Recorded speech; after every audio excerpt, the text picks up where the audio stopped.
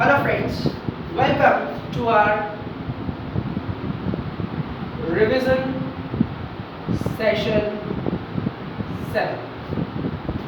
In this session 7, we are going to have a very quick revision of chapter number 1 and chapter number 6. So let's start our journey from chapter number 1. Already in chapter number 1, we have discussed many topics in our regular sessions. We have also taken a revision session in that whole of this chapter we have just summarized in one lecture and hope it will be very useful to you. Now some of the concepts we are going to take in this quick revision session or our revision session number 7. So the first thing I just want to know from you that when you can say that chemical reaction has taken place. So when we can say chemical reaction is done. So what we discussed there? We discussed that if there is change in color, change in state, change in temperature, and if there is evolution of gas in any of reaction, so that is considered as chemical reaction that we have learned. After that, we have learned how to balance different type of chemical equations, right? We have done too much practice of it, so it will be very useful to you, and in 1 marks it can be asked. After that, we have discussed about types of chemical reaction. We have discussed about types of chemical reaction. Now, in types of chemical reactions, how many types of chemical reactions are there and which are they? So, chemical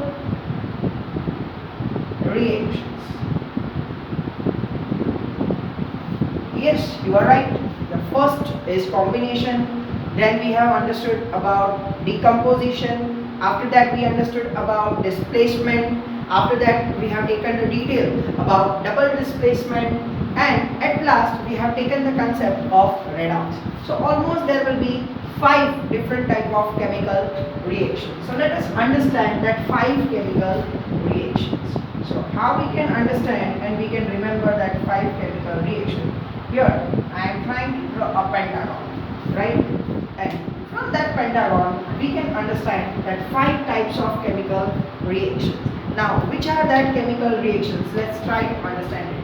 The first chemical reaction, that is combination reaction. What it is? It is our combination reaction. Now, what is the concept of combination reaction? When 2 or more than 2 substances, when 2 or more than 2 reactants react with each other and give a single product. So that is our concept of combination reaction. In this we have understood like this: A plus B gives A. Here in combination reaction we have also understood that this type of combination reactions, it will be our exothermic types of reaction, right? Here we have taken one example of calcium oxide plus H2O. It gives us CaOH twice and heat is released. So in this case, heat is released. Heat means thermic energy and it is released, it is existed. So that is called exothermic reaction. So here another 2 terms we can use to know that what is called exothermic reaction and what is called endothermic reaction. Exothermic reaction means the reaction in which heat is released, and endothermic reaction means the reaction in which heat is given to the reactant. So this way we have understood our first concept of combination reaction. After combination reaction, now see, combination reaction, that is of combining it. Now the another type of it is our decomposition reaction. What it is? It is our decomposition reaction. Now, what is the concept of decomposition reaction? Now, let's understand the concept of decomposition reaction. But before that, let us understand that in decomposition reaction also, we will have three types of decomposition reaction. Now, how we can describe that? Here, by triangle, I am trying to describe it. First is our thermal decomposition reaction. Another is our electrical decomposition reaction, and the next one, that is our photon decomposition reaction. So we have to understand this electrical decomposition reaction, this photon decomposition reaction, and thermal decomposition reaction. Now, thermal decomposition reaction means by giving heat, we are breaking down the reactants into different products. Electrical decomposition reaction means by passing electric current, we are doing decomposition, and photon decomposition means by light energy. Now, what is concept of decomposition? In decomposition, single product, it is broken down into two substances, or single reactant, it is broken down into two substances and more than two substances. Here, this is our reactant. By breaking down, if we get two or more than two products, so these reactions are considered as decomposition reaction. We can do decomposition reaction by giving heat energy, by giving electricity, and by giving photons, right? By giving light. This also we have discussed in detail. You can go throughout our previous video, and also in the revision session it is explained very clearly, so you can go through it and you can understand. The third type of chemical reaction which we have discussed, that is displacement reaction. What it is? It is displacement reaction. What we have discussed in displacement reaction? In displacement reaction we have discussed like this, that more active metal will displace less active metal from its salt. Again, more active metal will displace less active metal from its salt. Right? We have taken the example like this, that if we have a solution of copper sulfate, in that copper sulfate we are adding ferrous. So this blue color of copper sulfate, it will get removed because of the chemical reaction. We are getting FeSO4 plus Cu. Here the ferrous, it was more active, so it will replace the copper from the less active metal salt. So copper is less active in comparison to ferrous, so ferrous will replace copper from its salt. That was our concept of displacement reaction. In this we have taken one activity, in one test tube we have taken CuSO4, we have kept iron nail for 20 or more than that time, and after that we observed that the blue color of copper sulfate, it get disappeared, right, and the brown color layer was seen over the nail. So that was the reaction which is called displacement. After displacement, we have discussed about the concept of double displacement reaction. We have discussed the concept of double displacement reaction. What we discussed in double displacement reaction, and what is the another name of double displacement reaction? The another name for double displacement reaction is precipitation reaction. Now, why it is called precipitation reaction? Let's see. We have taken the example like BaCl2 in aqueous medium plus Na2SO4 in aqueous medium. Both reacts with each other and it gives us BaSO4, which is insoluble solid particles, plus 2 mole of NaCl in form of aqueous state. So here this we got as white precipitate. not only PPD, but it is white colored insoluble precipitate. So two aqueous solution, by mixing with each other, they form insoluble solid precipitate. So this reaction is considered as double displacement reaction. If you want to take a general concept of displacement and double displacement, how we can take, let's see, suppose I consider here AB and plus C. C is more active, so it will give me CB plus A. Similarly, here if you want to consider, we can say like this, AB plus CD, which gives, now see, here A is with T, so here we will get AD plus CB. So this is the concept of double displacement reaction. The fifth type of chemical reaction that we have taken a glance, that is redox reaction. Now what is redox reaction? It is very simple, it's very easy. Redox means what? It is combination of oxidation reaction plus reduction reaction.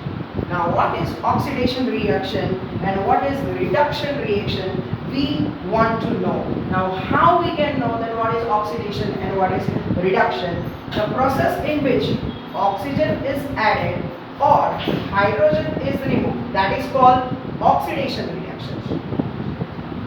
And the opposite of it, the process in which hydrogen is added and oxygen is removed, that is considered as reduction reaction. If this both together take place, so that is considered as redox reaction. So this way we have taken a glance on the 5 main chemical reactions. After that we have discussed on rancidity and corrosion. Now what we have discussed on rancidity and corrosion. In last topic we have discussed about rancidity and corrosion. Right, let's start first with corrosion. What is corrosion? When a metal comes in contact with moist of atmosphere, means when it comes in contact with oxygen and water, right, it will form a oxide's outer layer, so that is considered as corrosion. Now ferrous, it get corroded, it get rusted, right, so that is the effect of corrosion. The copper, it have green patches on it, so that is corrosion. Silver ornament, it decreases its shining, so that is also the effect of corrosion. We are having huge loss due to corrosion. We can prevent corrosion by applying paints, by applying color, and by doing galvanization of the metal that we have studied, right? So corrosion can be asked to you in 2 marks. The another topic, that is rancidity. Now what do we mean by rancidity? When the food which contains fatty substance comes in contact of oxygen, right, so it will change its taste and smell. So that event is called rancidity. In that rancidity, it is nothing, it is just a process of oxidation, right? So the fatty substance in contact with oxygen, it will change its smell and taste. That is considered as rancidity. To avoid this rancidity, what we are doing, we are having different type of antioxidants. By adding that type of antioxidants in our food will not get rancid. In gases we are adding nitrogen oxides, right, vinegar, oil, so that we are using as an antioxidant. So we have also taken the concept of rancidity and corrosion. For our chapter number 1, it's very easy chapter, right? If you have prepared a perfect note of it, in question banks everything is mentioned. The worksheet which is provided to you of revision sessions, that will be most important for your test. So go throughout your worksheet, go throughout your notes, go throughout your assignments and prepare it well and be ready for your test. Now we will discuss on our chapter number 6. So have a look on chapter number 6, that is our life process. what are the main topics in that chapter number 6? Yes, you are right dear. First one is nutrition. After that, we have discussed about digestion. After that, there will be respiration, and at last, in life process also, this is the last. There is excretion. Now, let's start first from nutrition. We know what is called nutrition. In the process of nutrition, we are getting nutrients from different sources, right? There are two types of nutrition. First is autotrophic mode of nutrition, and the another one it is heterotrophic mode of nutrition. Now, autotrophic mode of nutrition means, auto means self.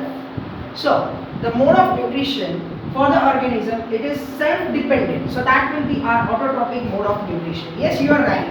Different type of plants and blue-green algae will be in autotrophic mode of nutrition. By the process of photosynthesis, the organisms prepare their food. There are different steps of photosynthesis also. We can summarize it in different 3 steps. The first step is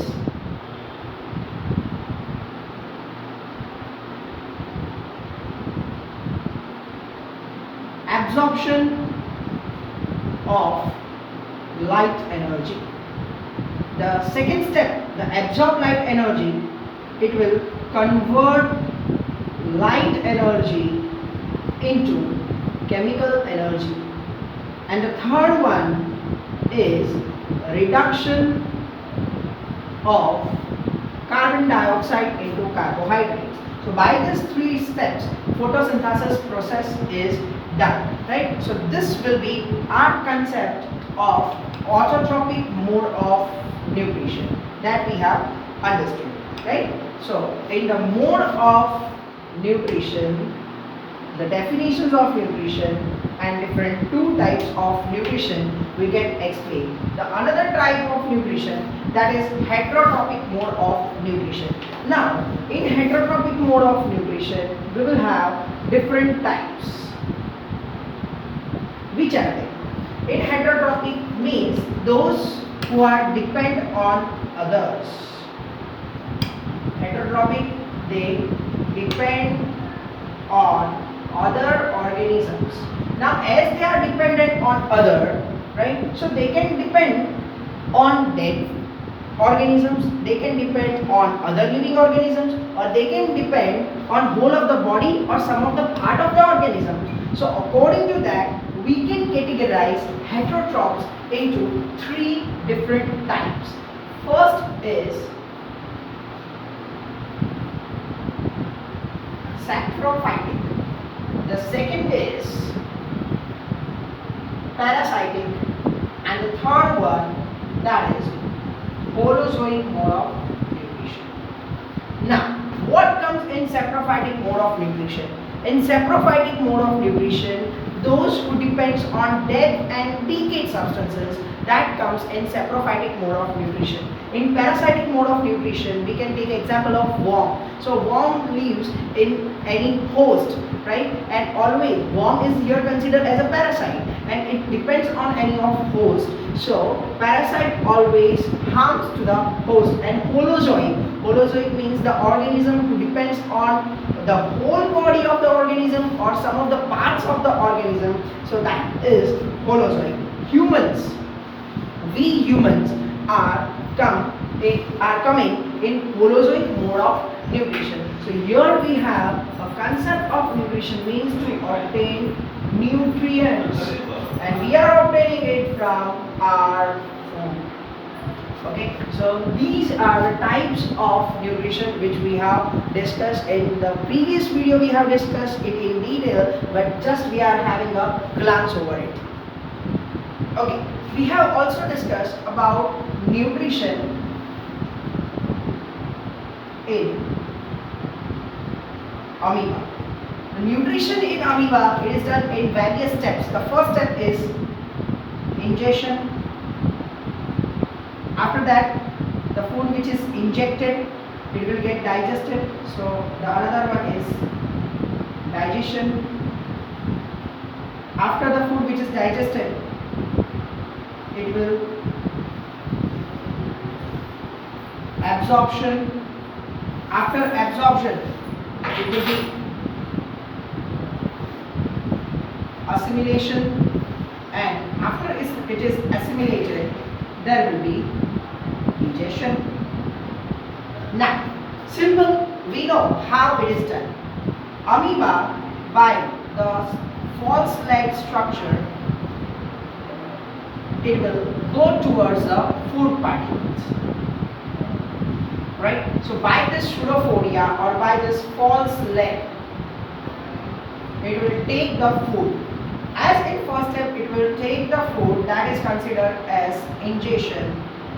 It will create a vacuole in that food is present, and by different enzymes, this food, it is going to get digested. So the another process is digestion.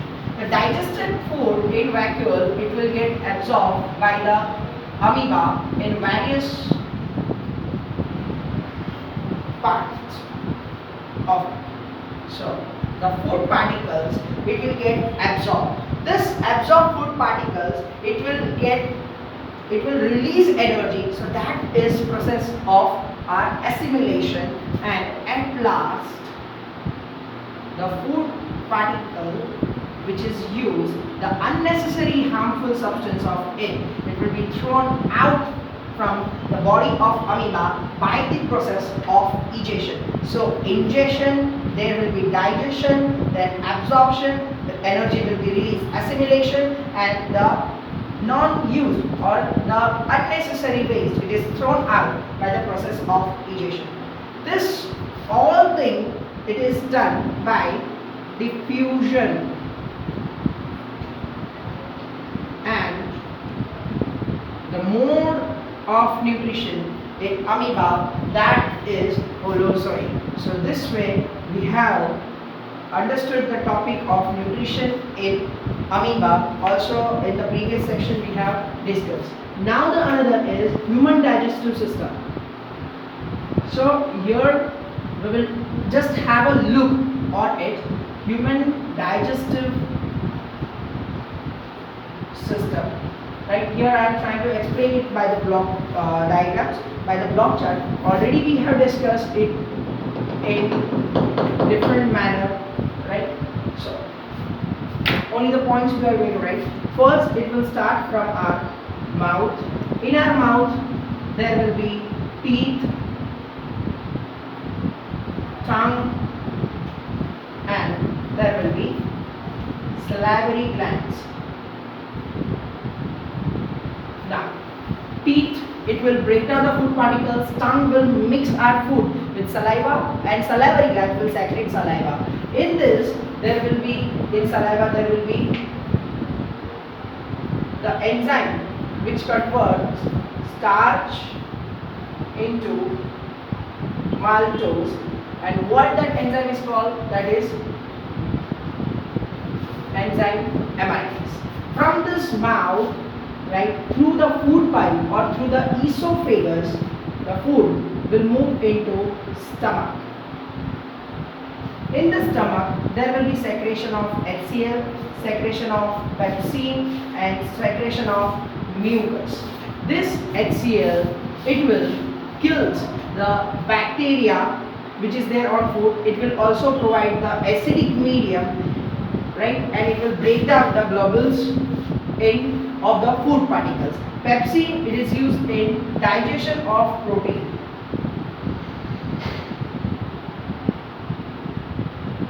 And mucus, it protects our stomach wall from more secretion of HCl. Now, 2 to 3 hours food is churned in stomach, and it will go into small intestine. we have discussed small intestine in detail, right? Here, with this small intestine, there will be liver, pancreas, and gallbladder also. They will secrete different type of enzymes juice in small intestine, right? So from liver there will be secretion of bile, from pancreas there will be secretion of pancreatic juice,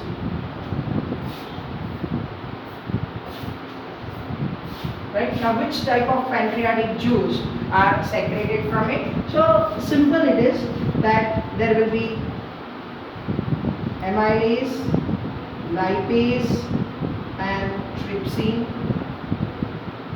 Everyone's function we know. Amylase is used for digestion of carbohydrates, lipase for digestion of fat, and trypsin for digestion of protein. Here in small intestine there will be a finger-like projection which is known as villi, which increases the surface area, so reabsorption will take place very easily, and by that the absorbed nutrient particle it is sent to blood. After small intestine, food is sent to large intestine.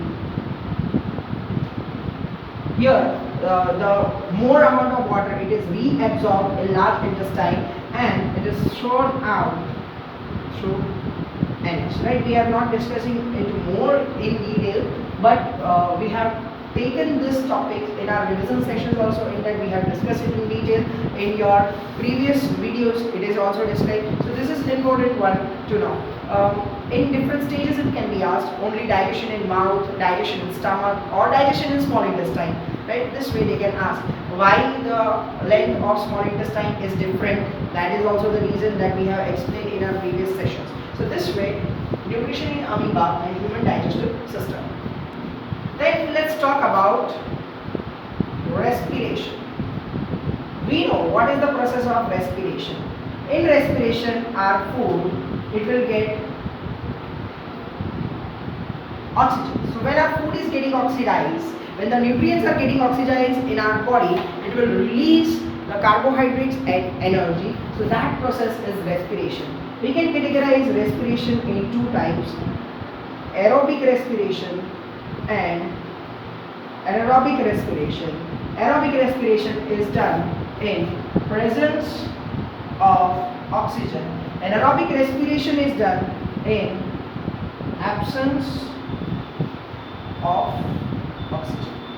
Now, breakdown of glucose in aerobic and in anaerobic respiration also we can understand that if we have glucose, it is broken down into pyruvate.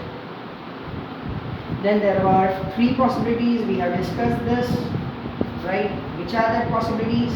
Simple. The first possibility is that if there is presence of oxygen,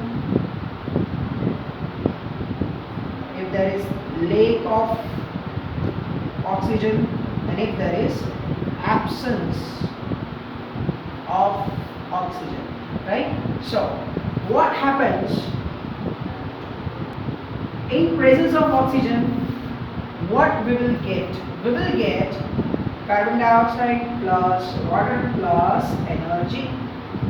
In lack of oxygen, lactic, so we will get lactic acid plus energy. And in absence of oxygen, which is done in yeast, this is generally done in yeast, this is done in muscle cells, right? And in presence of oxygen, that is done in mitochondria. So in absence of oxygen, yeast, so we will get ethanol plus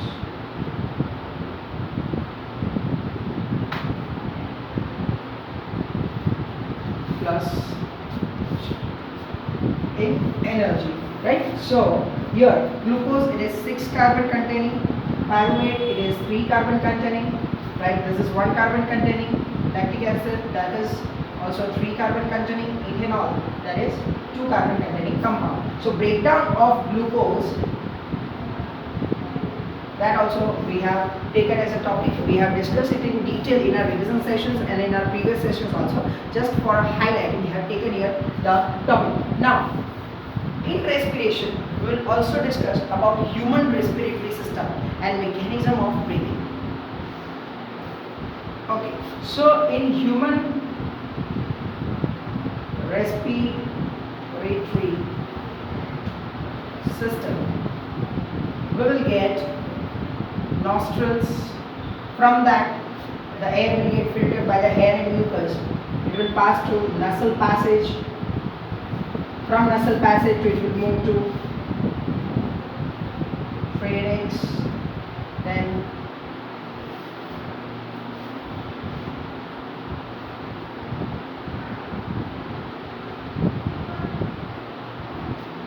larynx. From that, it will move to bronchis. From bronchis to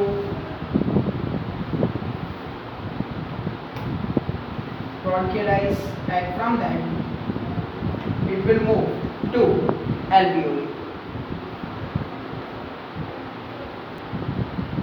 Okay, so from nostrils, nasals, from larynx and pharynx, right, it is divided further into bronchis and bronchiolitis in the lungs, and from that it is opened into alveoli in lungs like this. Here we will have structure of diaphragm, right? Now this diaphragm, by the movement of this diaphragm, the respiration will take place.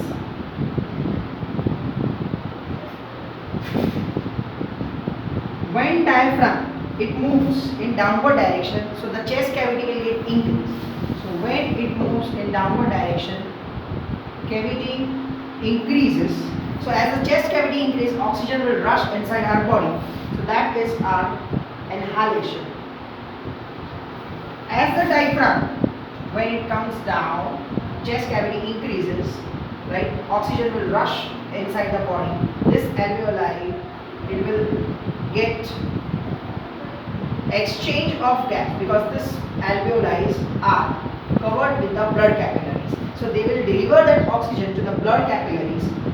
At that time, if the diaphragm again move in its original position, means from this position, when it moves in downward, it moves back to its original position when it moves in upward.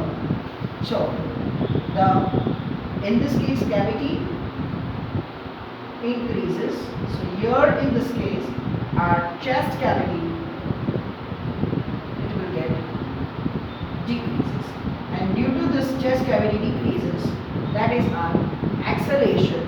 And in that case, here the exchange of gas takes place, and carbon dioxide by exhalation it is thrown out from the body, right? So in human respiratory system, all these how they work that we have discussed. Here we have discussed about the mechanism of diaphragm and how it is related to inhalation and exhalation. Yes, you are right that you are thinking that, sir, where is heart? So here one topic we have to explain before exhalation, that is transportation, and then we are going to explain exhalation. Okay, so very good. Don't forget that the topic of heart comes here in the topic of transportation. In the concept of transportation, you know what is the definition of transportation. Transportation in plants and animals we have to discuss. In transportation and in animal, we are going to discuss about heart. Here, I am not discussing on the structure of heart, because already you have done that in previous sessions and in our revision sessions also. I am just explaining only the one concept of it, that why it is called double circulation. The circulation of blood in heart, why it is called double circulation. So just have a look on the path of blood, how it is done. So suppose if we consider here, we are not talking about the heart, that's why I am drawing the block diagram. If in exam heart is asked and you have to, it is asked to draw the diagram, so no one is going to draw this type of diagram. Just to make you understand about double circulation, I am drawing it. You will draw that original diagram of heart. So suppose this is left atrium, left ventricle, right atrium, right ventricle. Now, from our body,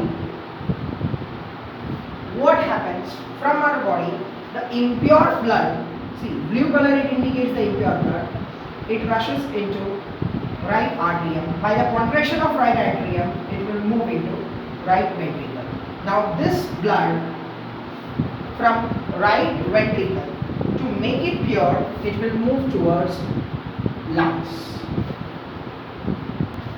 From right ventricle, that deoxygenated blood, which type of blood? This is our blue color, means this is our impure blood, or that is our deoxygenated blood or impure blood.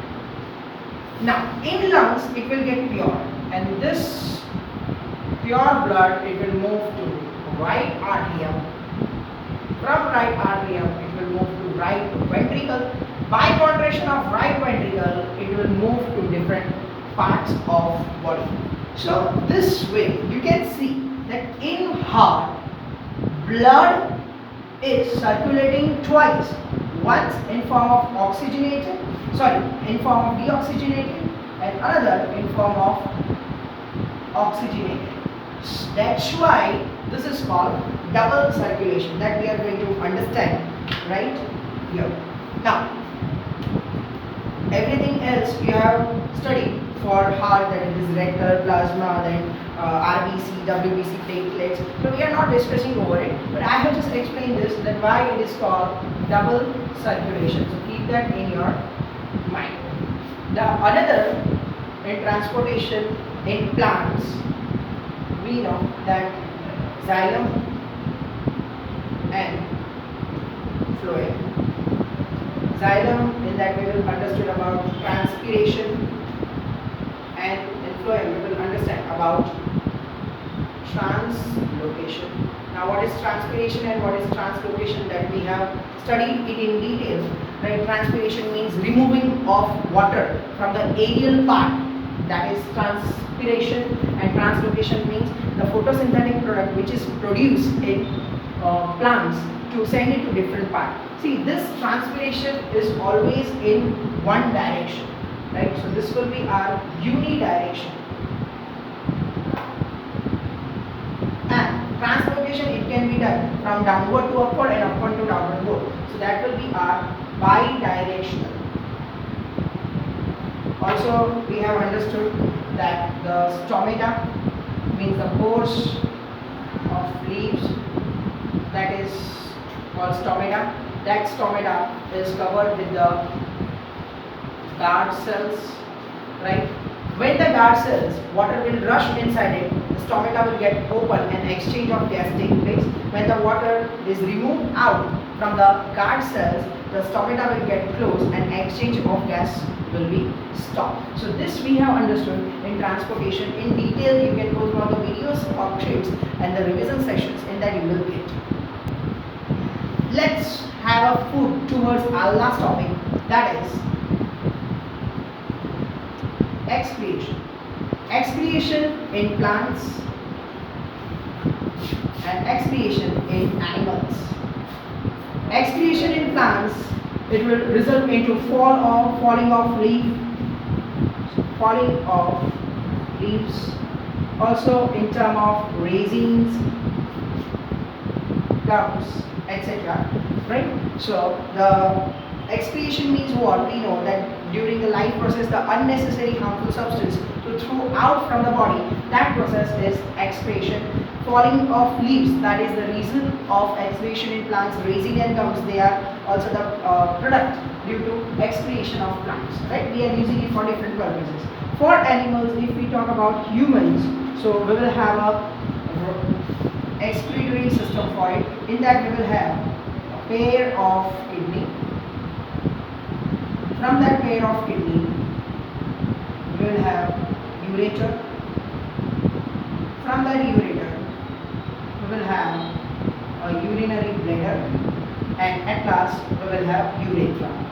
So now let's see how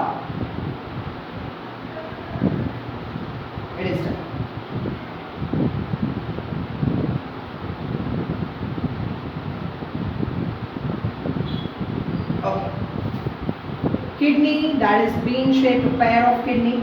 Another one is ureters. This is our urinary bladder, and at last we will have urethra. In this kidneys we will have different small units. That small units are called nephrons. In that nephrons there will be Bowman's capsule, right? In that there will be different blood capillaries. Will together it will form a glomerulus, right? A cup-shaped Bowman's capsule. By that, in this there will be ultrafiltration. Now, what is called ultrafiltration? Ultrafiltration means, see, it is a cup-shaped Bowman's capsule. In that there are blood capillaries. The urine which will flow here, right, at the high pressure. So this blood capillaries will do a work of filtration at high pressure. So that is called ultrafiltration. This ultrafiltrate, it will pass through the Henry's loop. There it will get reabsorbed and it is sent to body. So after ultrafiltration, there will be reabsorption of urine, right, and it is stored. See here, this many millions of nephrons, we have studied about nephrons, millions of nephrons, they will produce the urine. That urine by ureter, it will go to urinary bladder. Here in urinary bladder, which is a muscular organ, it will be stored, and by the contraction of urinary bladder, it is thrown out from the body through urethra, right? So we are not going into too much of detail, but just having a glance over it, that what comes in excretion, right? So this way we will have an excretory system, and due to that excretory system, we are having excretion of urine from our body. So from chapter number 6, nutrition, digestion, respiration, transportation and excretion are the main topics which you can refer. You can go through all the videos and worksheets of revision also, and you can prepare well for your test. All the best, students.